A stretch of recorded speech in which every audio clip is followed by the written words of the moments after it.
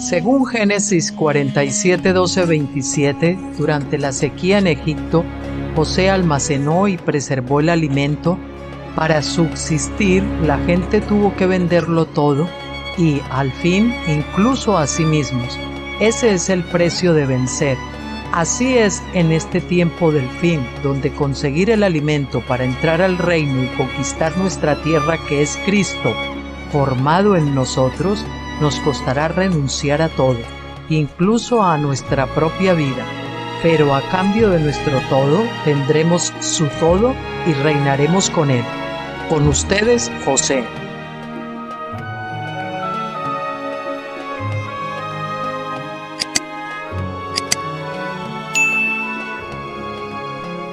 Buenas tardes a todos.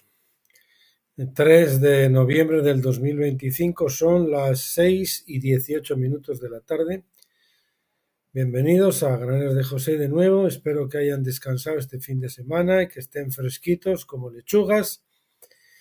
Para continuar con nosotros, vamos a anunciar, como siempre, lo que veremos el próximo miércoles, Dios mediante.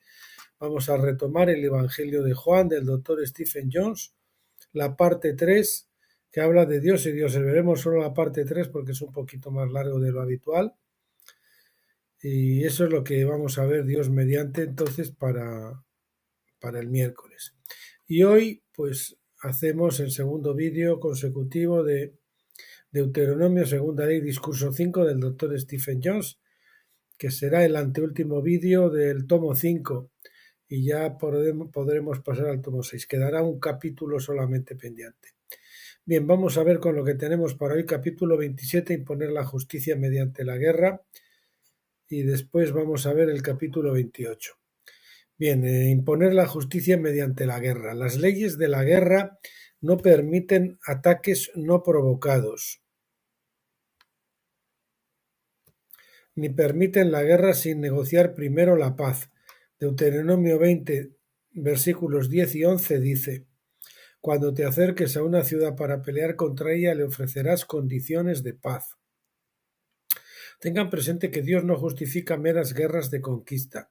Debe haber alguna injusticia que corregir para restablecer el orden legal. La guerra es un acto de aplicación de la ley después de que el juez ha emitido su fallo y el condenado se niega a someterse a él. Es decir, es como el último recurso, ¿no? Pero primero se deben ofrecer condiciones de paz a la nación rebelde. Es decir, se debe mostrar a los líderes de la nación infractora cuánto deben pagar como restitución para evitar la pena de desacato.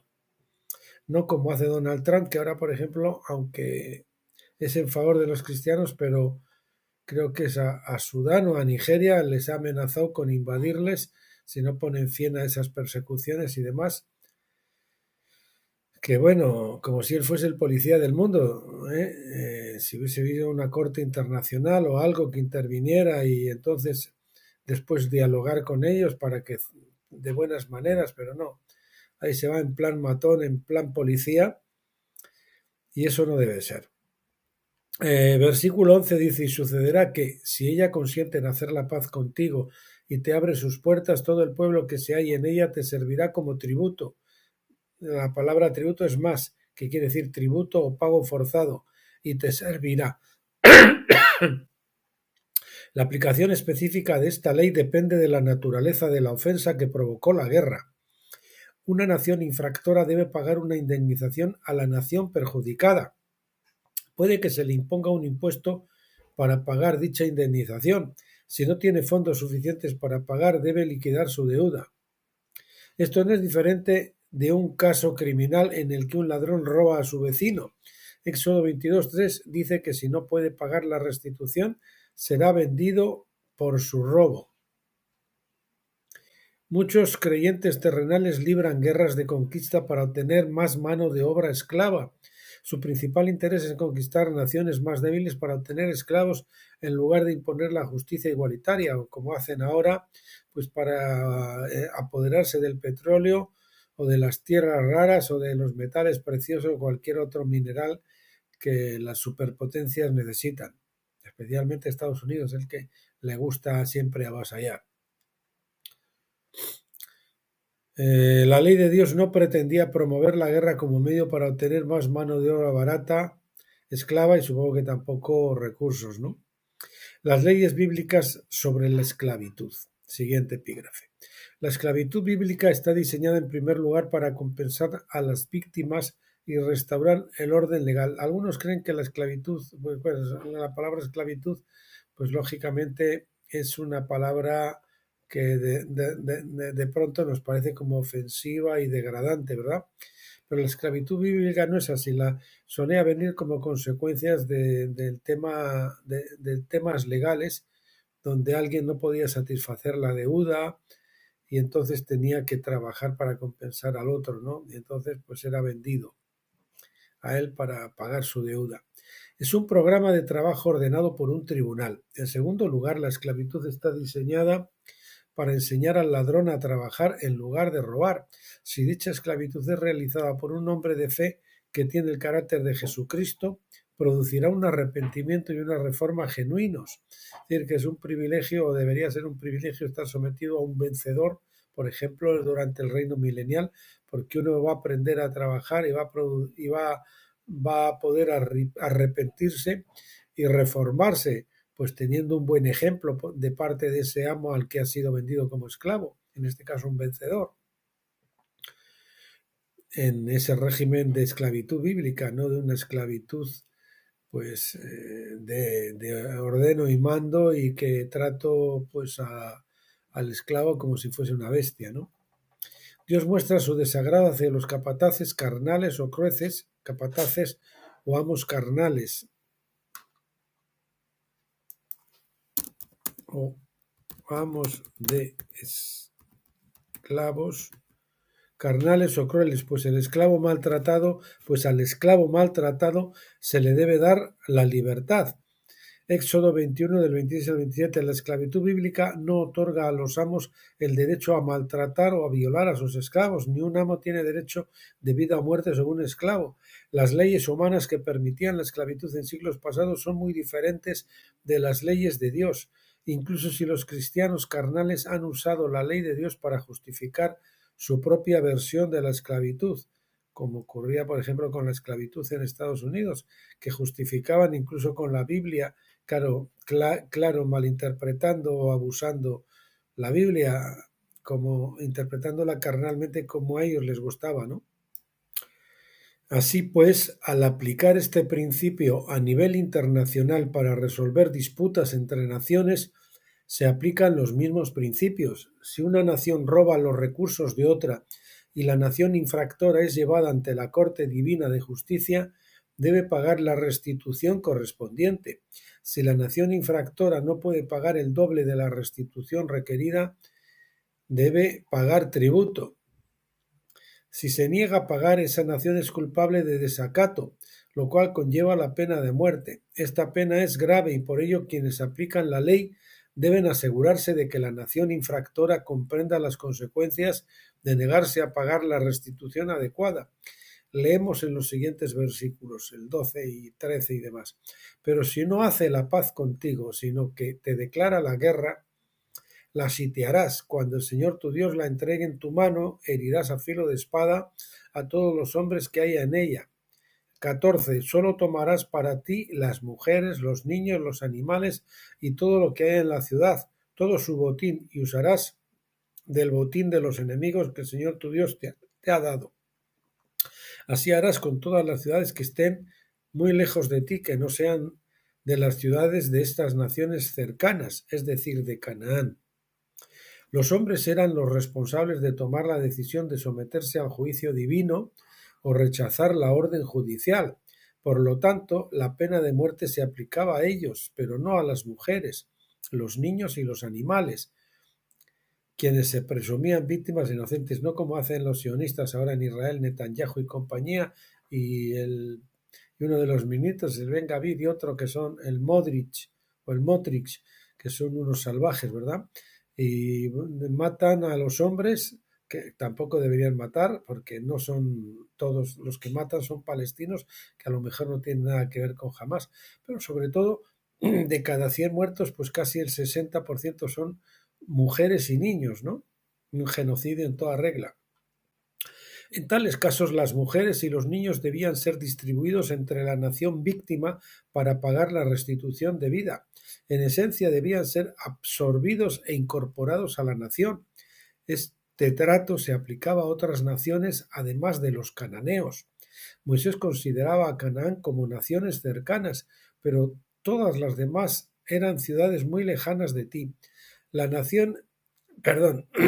razón es que Canaán presentaba un caso especial que no se aplicaba necesariamente a otras naciones. Siguiente epígrafe: las ciudades y naciones lejanas. Moisés continúa con sus instrucciones en Deuteronomio 20 del 16 al 18, diciendo: solamente que en las ciudades de estos pueblos que el Señor tu Dios te da como herencia, no dejarás con vida nada que respire, sino que los destruirás por completo. Al hitita, al amorreo, al cananeo, al fereceo, al heveo y al jebuseo, como el Señor tu Dios te ha mandado, para que no te enseñen a hacer conforme a todas las cosas detestables que ellos han hecho para sus dioses, como sacrificios humanos, etc. Y así peques contra el Señor tu Dios. Israel debía tratar a las diversas naciones o tribus que ocupaban Canaán con mayor dureza que a las demás naciones. ¿Por qué? El versículo 18 nos da solo una respuesta parcial. Para responder a esta pregunta con mayor profundidad debemos repasar las razones de la conquista de Canaán por parte de Israel, pues allí fue donde se implementaron por primera vez las leyes de la guerra. Siguiente epígrafe: la ofensa de Canaán contra Dios y Noé. Todo empezó en Génesis 9, 21 y 22, cuando Cam, el hijo de Noé, y Canaán, el hijo de Cam, despojaron a Noé de sus vestiduras mientras yacía borracho en su tienda. Desafortunadamente, la Biblia da pocos detalles, aparte de que Cam vio la desnudez de su padre. Sin embargo, el libro histórico de Jasher dice que Cam tomó las vestiduras de Noé. Al parecer, como cuenta el libro de Jasher, las vestiduras esas de Noé era la vestidura que heredaba el que era el Melquisedec, que eran las vestiduras con que Dios vistió a Adán. Y entonces iban pasando de Melquisedec a Melquisedec, ¿no? Fue Adán, y el siguiente después de Adán, no sé cuál sería, si sería Set o no sé.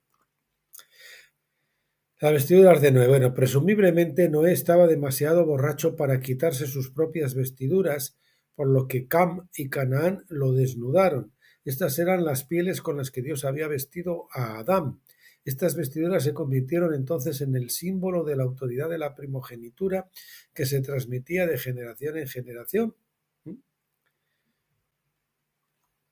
En cualquier caso, se nos dice en Jasher que Cam entregó estas vestiduras a Cush, quien posteriormente se las pasó a su hijo Nimrod, fundador de Babilonia.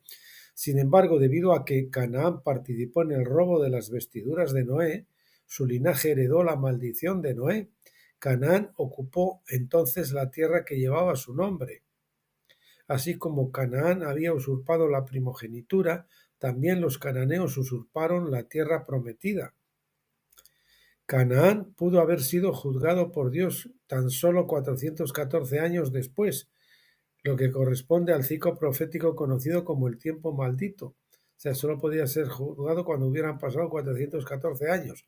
Este ciclo de 414 años concluyó el año en que los filisteos robaron los pozos de Abraham, en Génesis 21 del 22 a 34. El rey filisteo se disculpó con Abraham e hizo un pacto con él, lo que le dio a Canaán otro periodo de gracia de 414 años. O sea que serán en total 814 y 14, que son 28. O sea, 828 años que tuvieron para arrepentirse de lo que habían hecho a Noé. O sea, de la causa que motivó la maldición. Pero al terminar ese segundo periodo de gracia, los cananeos de aquella generación no se arrepintieron. Ese fue el año en que Josué trajo juicio sobre Canaán. Ya vemos que todo tiene un porqué, ¿no? El Señor esperó a que ellos entraran cuando era el tiempo de juzgarlos. La cosa se retrasó por 828 años hasta que llegó el tiempo, y entonces el Señor permitió que Josué entrara allí y los conquistara y los juzgara, ¿no? Josué representaba a Jesús, Yeshua. y para que los cananeos evitaran el juicio divino debían someterse al juicio de Dios y devolver la tierra y la primogenitura a sus legítimos dueños. Pero los cananeos decidieron luchar porque no tenían fe en el Dios verdadero ni en su divina corte de justicia internacional. Así, vemos que la invasión de Canaán por parte de Israel no fue una conquista territorial basada en el interés propio y la carnalidad, sino que era por designio divino, ¿no? Fue un caso de justicia divina por una ofensa cometida 828 años antes, cuando Canaán usurpó la primogenitura y la cedió a su hijo y a su nieto. Por esta razón, las ciudades cananeas fueron halladas culpables de desacato ante la corte divina, y Dios las juzgó conforme a su ley, aunque ellos fueran inconscientes. Bueno, Dios sí sabía y tenía sus motivos.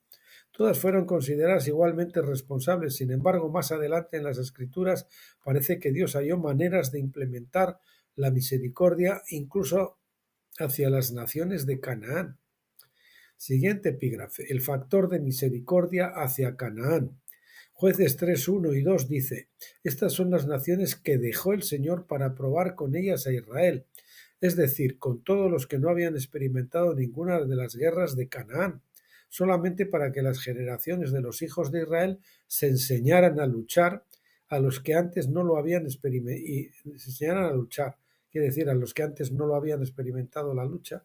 Por eso el Señor también, cuando nos lleva al desierto para ser tentados para el diablo, después de la luna de miel, tras recibir el bautismo del Espíritu Santo, somos arrastrados por el desierto para ser tentados por el diablo y a que aprendamos a luchar contra las huestes del segundo cielo, ¿verdad? Porque al recibir el bautismo del Espíritu Santo, digamos que ascendemos espiritualmente del primer cielo al segundo cielo, donde ahí tropezamos con las potestades del aire, ¿no? Satanás y sus acólitos.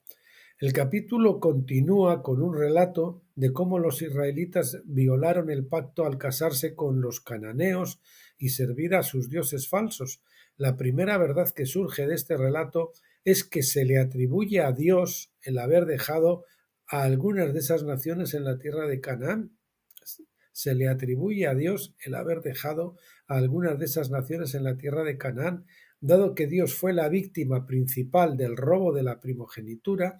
Tenía derecho a mostrar misericordia en la medida que lo considerara oportuno. El genocidio nunca fue el propósito final de Dios, ni siquiera para las naciones cananeas. Recordemos que si Israel hubiera podido y querido escuchar la voz de Dios en el monte, habría experimentado Pentecostés y habría recibido la espada del Espíritu para conquistar Canaán. El hecho de que Israel no escuchara la voz de Dios fue la razón subyacente por la que no se le encomendó la gran comisión que vendría después a los apóstoles. Por lo tanto, Israel fue responsable en parte de la sangrienta conquista, y Dios usó esa responsabilidad para otorgar cierta misericordia a los cananeos. Es decir, cómo el Señor en su presciencia tiene en cuenta todas las cosas, ¿no? La maldición le exigía al Señor acabar con los cananeos, pero como también habían tenido culpa el pueblo de Israel por no haber querido escuchar la voz de Dios, pues entonces eso le dio pie al Señor para otorgar un cierto grado de misericordia a las naciones cananeas y permitir que algunos permanecieran durante cierto tiempo.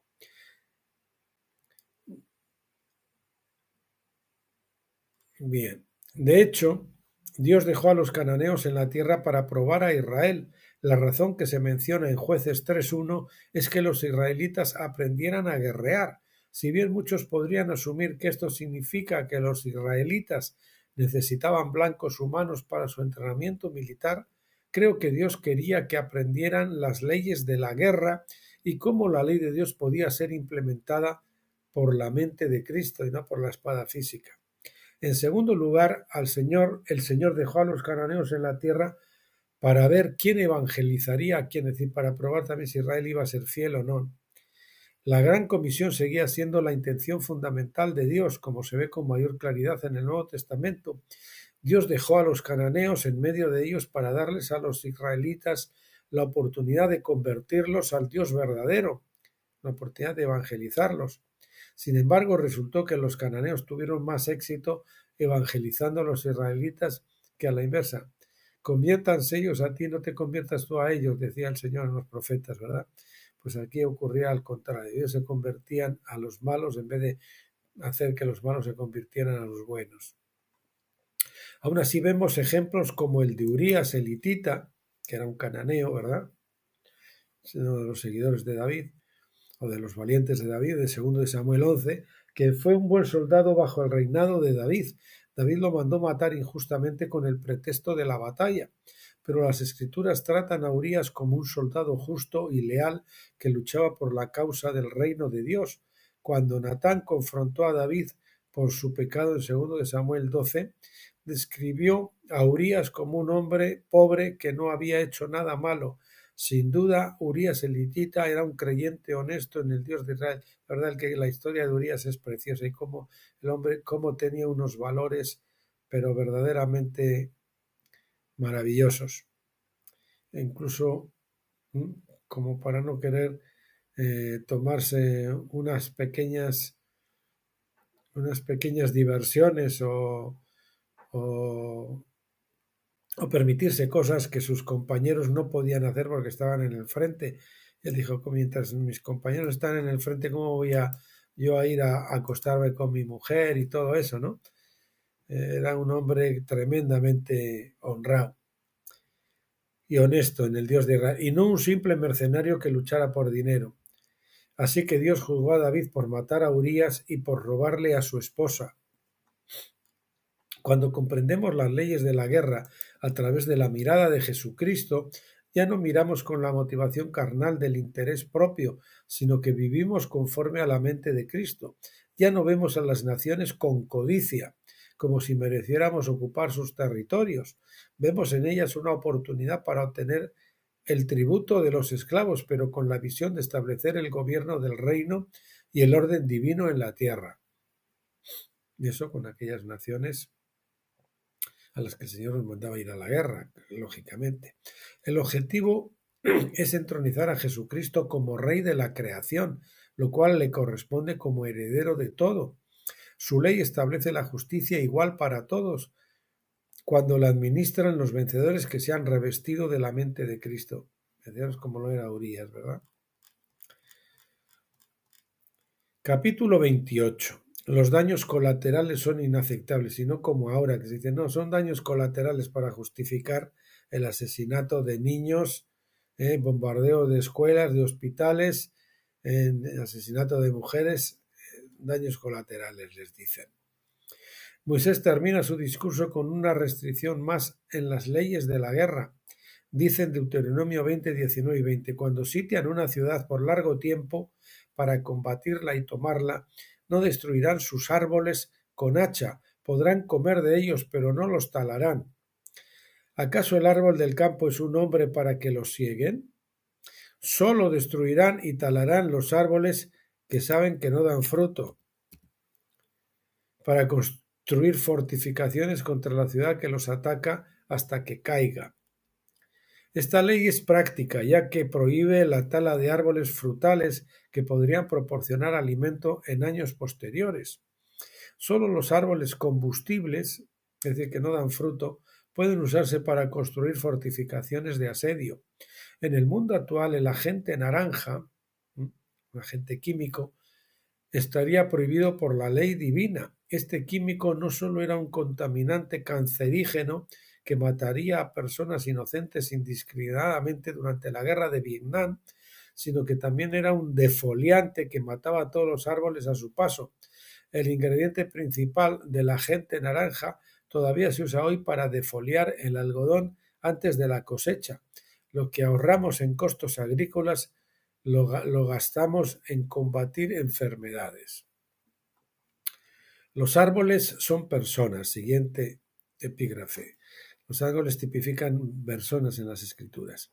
En las escrituras los árboles representan a los hombres, así como a los guerreros se les llama taladores de árboles. David escribió en 1 de Crónicas 16:33. Entonces los árboles del bosque cantarán de alegría delante de Yahvé, porque él viene a juzgar la tierra. Los árboles del bosque se usan como metáfora de las personas. Cuando Isaías profetizó la caída de Babilonia en el capítulo 14, versículos 7 y 8, habló de una época de paz, comparando los árboles con personas o naciones y a los taladores de árboles con guerreros de Babilonia. Toda la tierra está en reposo y en silencio, prorrumpen en gritos de alegría. Hasta los cipreses se regocijan por ti y los cedros del Líbano diciendo, desde que fuiste derribado, ningún talador de árbol, es decir, leñador, sube contra nosotros. En Jueces 9 vemos una parábola profética dicha por Jotam, cuando el pueblo quería hacer a Abimelec rey sobre Israel. Y todos los hombres de Siquem y todo Beth Milo se reunieron y fueron y hicieron rey a Abimelec junto a la encina del pilar que estaba en Siquem. Ahora bien, cuando se lo dijeron a Jotán, él fue y se paró en la cima del monte Gerizim y alzó la voz y gritó. Así les dijo, escúchenme, oh hombres de Siquem, para que Dios los escuche. Y una vez que los árboles salieron a ungir un rey sobre ellos, y dijeron al olivo, reina sobre nosotros. Pero el olivo les respondió, ¿dejaré mi grosura con la que Dios y los hombres son honrados para ir a mecerme sobre los árboles? Entonces los árboles dijeron a la higuera, ven tú, reina sobre nosotros. Pero la higuera les respondió, ¿dejaré mi dulzura y mi buen fruto para ir a mecerme sobre los árboles? El versículo 12. Entonces los árboles dijeron a la vid, ven tú, reina sobre nosotros. Pero la vid le respondió, ¿dejaré mi mosto que alegra a Dios y a los hombres para ir a mecerme sobre los árboles? Finalmente todos los árboles dijeron a la zarza, ven tú, reina sobre nosotros. Y la zarza respondió a los árboles. Puntos suspensivos. En cada caso, los árboles representaban al pueblo que pedía un rey. Es interesante que Abimelec fuera el primer rey de Israel mucho antes de que Saúl fuera ungido rey. O sea, entonces siempre nos parece que Saúl fue el primer rey, pero no, parece ser que hubo un rey anteriormente que es Abimelec. El versículo 22 dice, y reinó Abimelec sobre Israel 3 años. El suyo fue un reinado breve, pero la historia nos muestra cómo los árboles representan a las personas en el pensamiento hebreo. Esto también se refleja en las leyes de la guerra. En la cita anterior de Deuteronomio 20:19, la New American Standard Bible traduce las palabras de Moisés en forma de pregunta. ¿Acaso el árbol del campo es un hombre para que lo talen? Esto se ajusta estrechamente a la interpretación del texto de la Septuaginta, y Rotherham, la Biblia de Rotherham, coincide en ello con su traducción titulada La Biblia enfatizada, The Emphasized Bible. La versión King James Version dice, porque el árbol del campo es la vida del hombre, insertando la palabra vida, que no está en el texto hebreo original. La traducción literal de Jung dice, porque el hombre es el árbol del campo, dando la idea de que los árboles pertenecen al hombre y por lo tanto no deben ser talados en tiempos de guerra. Ferrar Fenton, otro erudito, lo traduce así, porque los árboles del campo brotarán de la tierra antes de que llegarais al asedio. Brotaron, porque los árboles del campo brotaron de la tierra antes de que llegarais al asedio. Entendía que el hombre fue sacado de la tierra. La palabra hebrea para hombre es Adam, que deriva de Adama, que quiere decir tierra. Adán recibió su nombre de la tierra de la que provenía. Es evidente que los traductores discrepan sobre el significado preciso de esta frase, pero todas estas traducciones alternativas dejan claro que los árboles se identifican con hombres. Por lo tanto, no es necesario forzar la imaginación para comprender el significado espiritual de esta ley y cómo se aplica a la guerra espiritual. Siguiente epígrafe, daños colaterales en la guerra espiritual. Tanto en la guerra física como en la espiritual, la mente de Cristo es claro. Lo que eufemísticamente se llaman daños colaterales son inaceptables para Dios y constituyen una violación de las leyes de la guerra. Si los hombres creen que es aceptable sacrificar a unos pocos inocentes para salvar la vida de sus propios soldados, es porque no tienen fe en Cristo ni creen que la batalla sea de Dios. Toda guerra debe llevarse a cabo según las leyes de la guerra, y cuando los hombres violan esas leyes, el pecado en el campamento provocará más bajas. En otras palabras, el daño colateral a los inocentes es la forma en que el hombre intenta evitar bajas entre sus propios hombres. Pero si obedecieran la ley de Dios, no sufrirían bajas, pues Dios los protegería. El problema es su falta de fe, no su falta de habilidades de combate. Repito, el problema es su falta de fe, no su falta de habilidades de combate, porque la guerra es de Dios, como dice la palabra. De igual manera, cuando nos involucramos en la guerra espiritual, debemos tener cuidado de no menospreciar a quienes dan fruto. Por ejemplo, cuando Esteban fue apedreado en Hechos 7:60, leemos sobre su último acto de guerra espiritual. ¿Cuál fue? Cayendo de rodillas, clamó a gran voz: Señor, no les tomes en cuenta este pecado. Dicho esto, se durmió, y Saulo estuvo de acuerdo de corazón con condenarlo a muerte. El perdón de Esteban se extendió a Saulo, quien más tarde se convertiría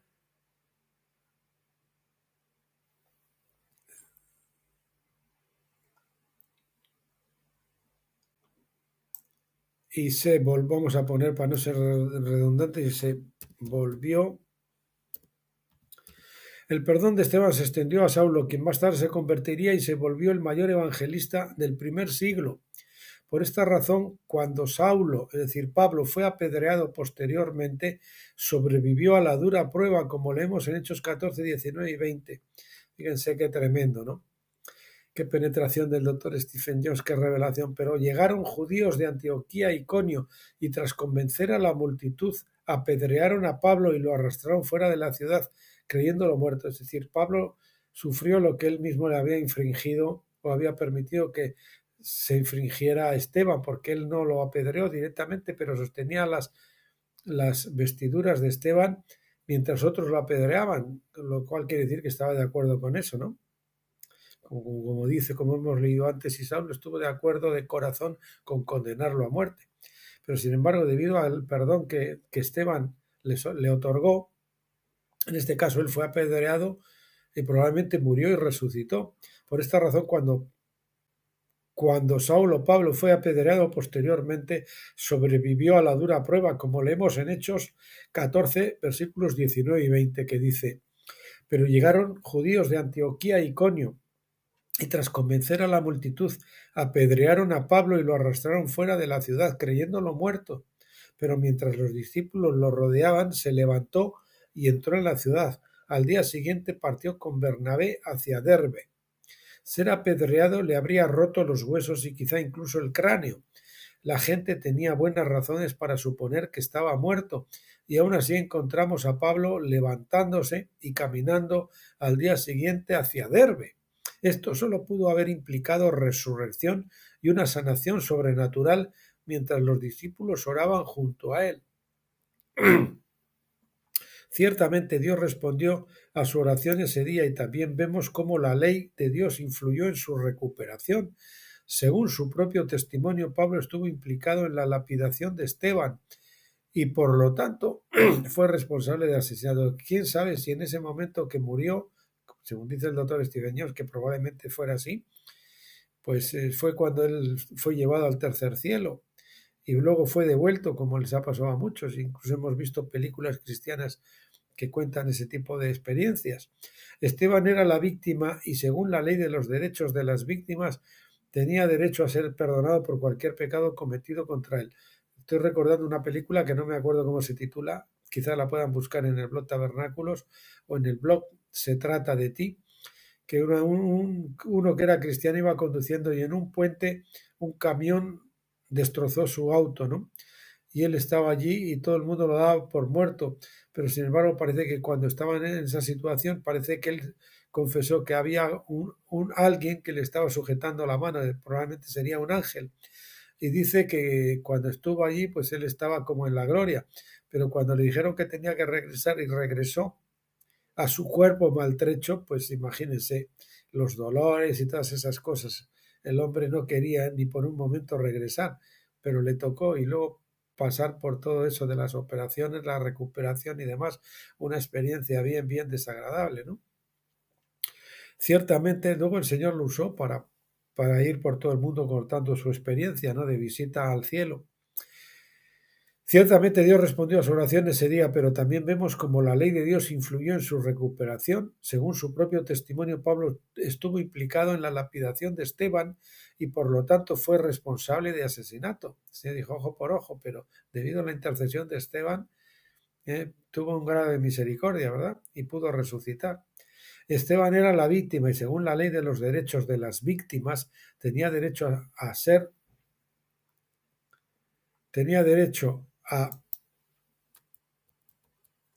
a perdonar, cualquier pecado cometido contra él. La ley de derechos de las víctimas puede perdonar y como Esteban perdonó a Pablo, pues el Señor cumplió la ley porque fue apedreado, esa ley que dice la ley del talión ojo por ojo, y probablemente murió igual que Esteban, pero debido a la intercesión de Esteban, pues el Señor pudo devolverle la vida con una resurrección, si es que fue una resurrección, porque puede ser también que quedara en un estado de inconsciencia tal que los demás lo consideraran por muerto. Bueno, no se nos dice si Esteban tuvo una percepción espiritual especial de que un futuro árbol fructífero se encontraba entre quienes lo apedreaban. Podría haber sido que el Señor le mostrara que ahí había alguien que iba a ser un gran siervo de Dios, ¿no? Y eso le motivara a interceder, no lo sabemos. Pero sí vemos la aplicación de las leyes de la guerra en este incidente. El perdón de Esteban evitó daños colaterales a Saúl, quien en ese momento no parecía un árbol fructífero, pero sin embargo estaba destinado a dar fruto, mucho fruto para Dios después, ¿no? Bien, siguiente epígrafe, la higuera maldita. En otra historia, Jesús maldijo la higuera infructuosa en Mateo 21:19, diciendo, nunca más saldrá fruto de ti. Se entiende correctamente que esta higuera representaba a la nación de Judá y que la profecía de Jesús en Mateo 24, 32 al 34, se refiere al momento en que la higuera maldita volvería a la vida. De hecho, esto ocurrió en 1948 con el establecimiento del Estado de Israel. Sí, la higuera volvió a la vida, pero solo ha echado hojas y solo va a echar hojas. No van a dar el fruto del Espíritu, no van a ser fructíferos, por lo tanto la higuera será arrancada. Hace poco yo precisamente a un hermano en la red social GAD cristiano, pues le estaba comentando esto, que si esa higuera diera fruto otra vez como los cristianos sionistas, por desgracia la mayoría creen, pues entonces Jesús sería un profeta mentiroso, ¿verdad? De hecho, esto ocurrió en 1948 con el establecimiento del Estado de Israel, pero como le digo, no dará fruto. Sabemos que Jesús era inmaculado, es decir, no violó la ley de Dios. Su maldición sobre la higuera y por extensión sobre la nación de Judá que representaba fue un acto de guerra espiritual que se rige por las reglas de Deuteronomio 20, 19 y 20 de la guerra, ¿no? No pecó al maldecir la higuera porque esta higuera de Judá no era un árbol frutal, no daba higos. En la ley le permitía talar un árbol combustible o incluso una higuera infructuosa. Juan el Bautista dijo en Lucas 3:9, y también el hacha, perdón que aquí hay dos también seguidos, y también el hacha ya está puesta a la raíz de los árboles. Todo árbol, pues, que no da buen fruto, es cortado y echado al fuego. Cuando Juan fue decapitado por el rey Herodes, Jesús continuó inspeccionando el árbol de Judá para ver si encontraba fruto. Hacia el final de su ministerio terrenal, Jesús contó una parábola que muestra los resultados de su inspección del fruto. O sea, Jesús estuvo 3 años y medio de ministerio, durante los cuales él estuvo examinando al pueblo de Judá, que era la higuera, a ver si había fruto por alguna parte, y no lo encontró. Entonces Jesús contó la parábola que muestra los resultados de la inspección del fruto. Lucas 13, del 6 al 9 dice, y comenzó a contar esta parábola. Un hombre tenía una higuera plantada en su viña. Fue a buscar fruto, pero no lo encontró. Y le dijo al viñador, mira, hace 3 años que vengo a buscar fruto en esta higuera y no lo encuentro. Córtala. ¿Por qué consume la tierra? Y él le respondió, déjala, Señor, también este año, hasta que cabe alrededor y le eche abono, y si da fruto el año que viene, bien, pero si no, córtala. En otras palabras, Jesús había buscado fruto en la nación de Judá, pero no lo encontró. Por eso la semana anterior a su crucifixión maldijo la higuera estéril, diciendo que nunca más daría fruto. Incluso en la profecía posterior de Mateo 24:32, Jesús dijo que daría fruto, Jesús no dijo que daría fruto, sino solo más hojas. Las hojas eran inaceptables, pues incluso la higuera maldita tenía muchas hojas. Mateo 21:19. Jesús buscaba el fruto del Espíritu. Las hojas de higuera han sido un problema desde que Adán y Eva se cubrieron con ellas. Yo suelo decir que no nos sirven las hojas de higuera, tiene que ser, esos son como un bikini, ¿verdad? Cuando el Señor, con 3 hojas, una aquí, otra aquí y otra abajo, ¿verdad? O a lo mejor 4, otra en el trasero. De lo que el Señor le dio fue unas túnicas, es decir, algo que te cubre desde la cabeza hasta los pies. Esa es la justificación de Dios, no la autojustificación de los hombres, que son las hojas de higuera.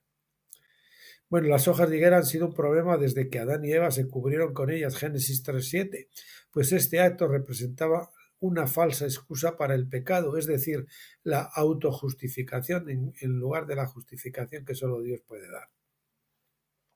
Parece que desde que Adán y Eva se cubrieron con hojas de higuera, los árboles han representado a las personas. En cierto sentido se identificaban como higueras, por lo que la metáfora se utilizó a lo largo de las Escrituras.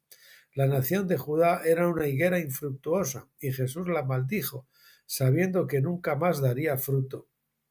Jesús lo sabía, y si no, pues sería un profeta mentiroso.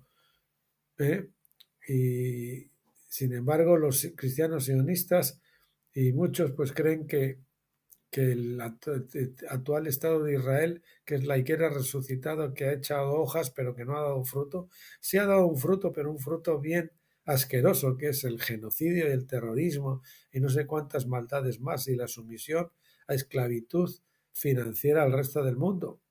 En lugar de llevar la bendición de Abraham a las naciones, al contrario, la maldición de la sumisión a Misterio Babilonia.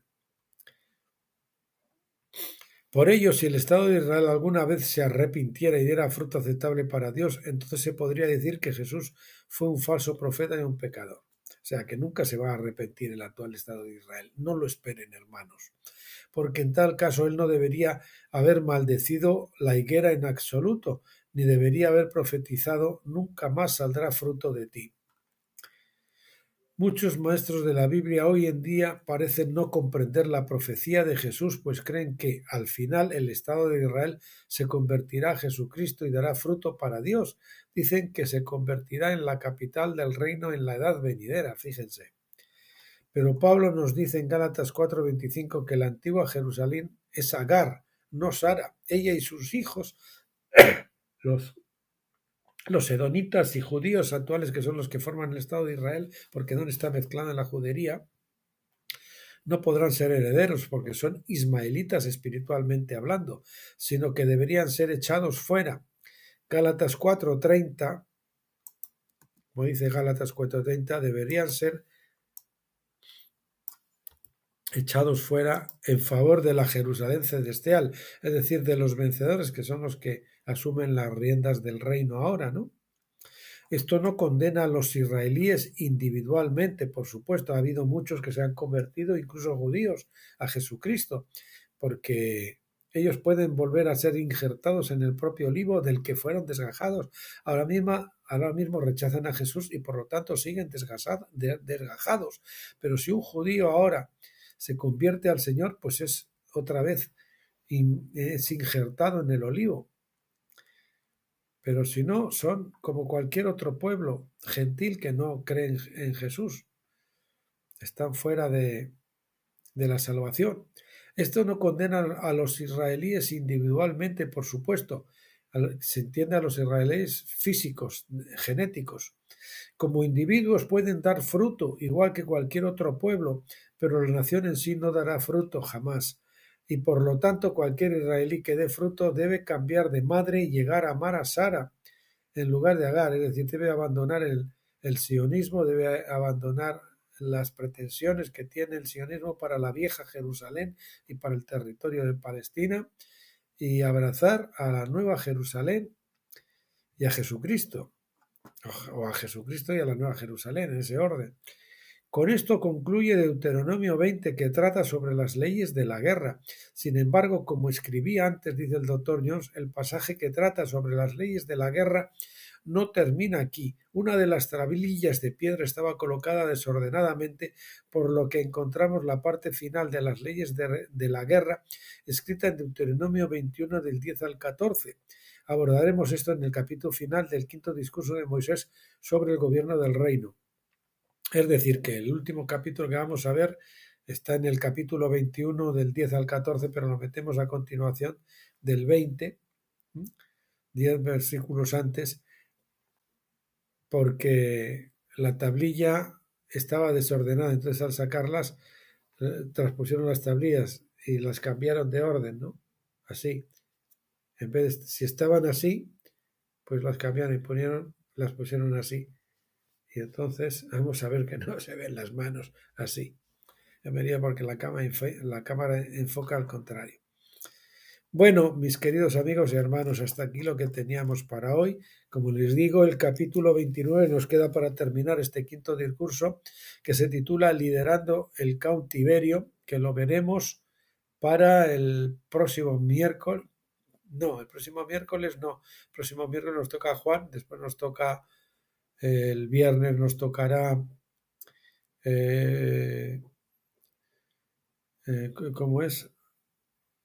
El libro Reflexiones acampados, uno de mi libro Reflexiones acampados en Gilgal. Y al lunes siguiente, para el lunes siguiente, acabaremos ya entonces con este libro de Deuteronomio. Que ustedes ya tendrán ganas y yo también. Bueno, no se desanimen, que nos quedan el 6, el 7, el 8, el 9 y el 10, creo, de Deuteronomio. Así que vamos a tener un estudio majestuoso, abundante, versículo a versículo de Deuteronomio para que aprendamos la ley como tiene que ser con esta maravillosa luz de tabernáculos por la cual oro al Padre que arroje sobre todos nosotros y que se quiten todas esas escamas que tenía Pablo y que tienen los que siguen, a pesar de que están en el Nuevo Testamento, siguen viviendo como si estuvieran en el Antiguo y pretenden usar la espada física en vez de la espada del Espíritu para conseguir sus fines. Bueno, Padre, pues pedimos eso, pedimos esa luz de tabernáculos para todos nosotros y pedimos también, Señor, que les des a la gente constancia y perseverancia para no cansarse, que renueve, Señor, el hambre y la sed para que la gente no se canse de estudiar estas leyes, que aunque son un poquito extensas, pero merece la pena conocerlas a fondo. Bueno, pues emplazándoles entonces hasta el miércoles, sin otro particular, hasta entonces, pásenlo bien.